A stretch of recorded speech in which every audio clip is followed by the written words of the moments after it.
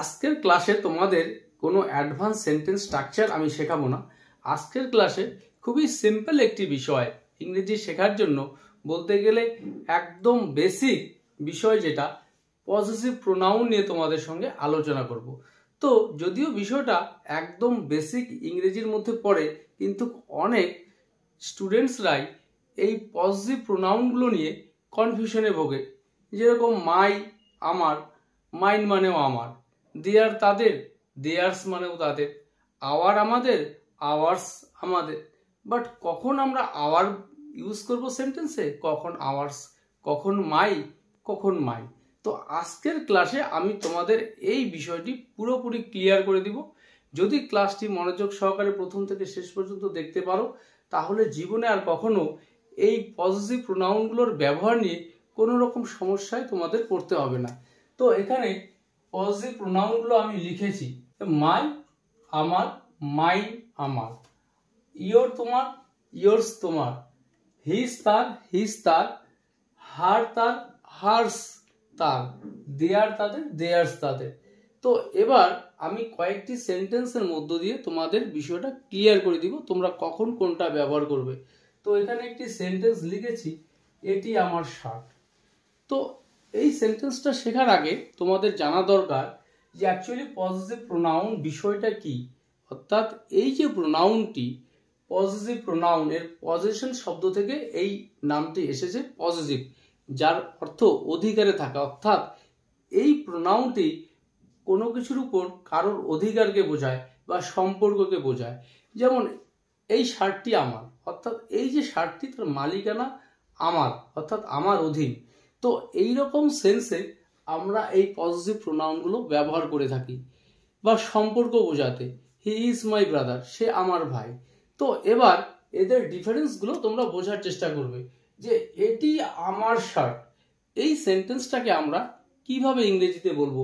এখানে কি আমরা মাই বলবো না মাই সেন্টেন্সের মধ্যে বলবো।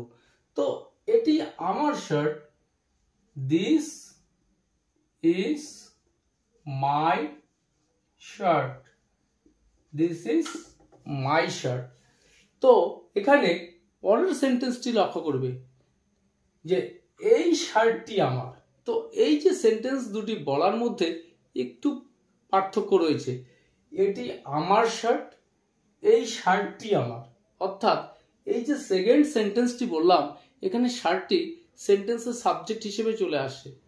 তো এই সেন্টেন্সটাকে আমরা বলবো দিস শার্ট ইজ মাই। অর্থাৎ এখানে আমরা মাই ব্যবহার করব না, মাই।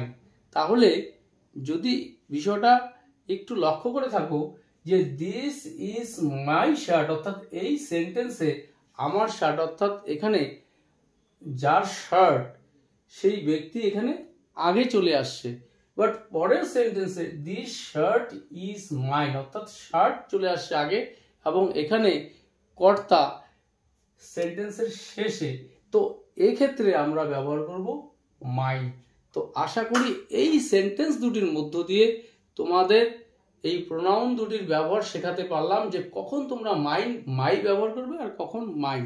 তো পরের সেন্টেন্সগুলো দেখার চেষ্টা করবে, বিষয়টা পুরোপুরি ক্লিয়ার হয়ে যাবে যে এই কলমটি তোমার, এই যে আমার হাতে কলমটি রয়েছে এটি তোমার। তো এই সেন্টেন্সটাকে আমরা কিভাবে বলবো, এখানে কি আমরা ইয়োর ব্যবহার করব না ইয়োর্স ব্যবহার করব। তো সেন্টেন্সটা এই কলমটি তোমার, অর্থাৎ এখানে সেন্টেন্সের শুরুতে চলে আসছে কলমটি। তো দিস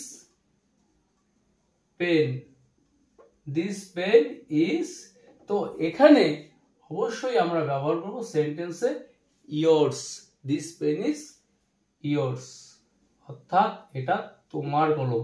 এখানে কিন্তু দিস পেন ইজ ইয়োর হবে না। যে সেন্টেন্সটাকে যদি আমরা এভাবে বলতাম যে এটা তোমার কলম, সেক্ষেত্রে this is your pen. But এই সেন্টেন্সে এই কলমটি তোমার, দিস পেন ইজ ইয়োর্স। তো আরেকটি বিষয় মাথায় রাখবে, এখানে কিন্তু ইয়োর্স আমরা লিখবো YOURS, এখানে কিন্তু অ্যাপোস্ট্রফি এস নয়। পরের সেন্টেন্স, এই বাড়িটি তাদের, এই যে বাড়িটি, এই বাড়িটি তাদের, অর্থাৎ তাদের মালিকানাধীন, তারা এর মালিক। তো তো এই সেন্টেন্সটাকে আমরা কিভাবে বলবো? দিস হাউস ইজ, এখানে হাউস চলে আসছে সেন্টেন্সের শুরুতে, দিস হাউস ইজ তাদের, তো এখানে আমরা বলবো দেয়ার্স, নট দেয়ার, অর্থাৎ এখানে আমরা বলবো দেয়ার্স। পরের সেন্টেন্সটি, এটি আমাদের সিদ্ধান্ত, তো এই সেন্টেন্সটাকে আমরা কিভাবে বলবো? This is our decision, this is our decision, এটা আমাদের সিদ্ধান্ত। বা আমরা যদি সেন্টেন্সটাকে এভাবে বলতে চাই যে এই সিদ্ধান্তটি আমাদের, সেক্ষেত্রে দিস ডিসিশন ইজ আওয়ার্স, অর্থাৎ আওয়ারের জায়গায় আমরা বলবো hours. This decision is ours. তো আশা করি আজকের ক্লাসে এই যে পজিটিভ প্রোনাউনের ব্যবহার নিয়ে বিস্তারিত আলোচনা করলাম, এরপর তোমাদের এই পজিটিভ প্রোনাউনের ব্যবহার নিয়ে আর কোনো প্রকার সমস্যা থাকবে না।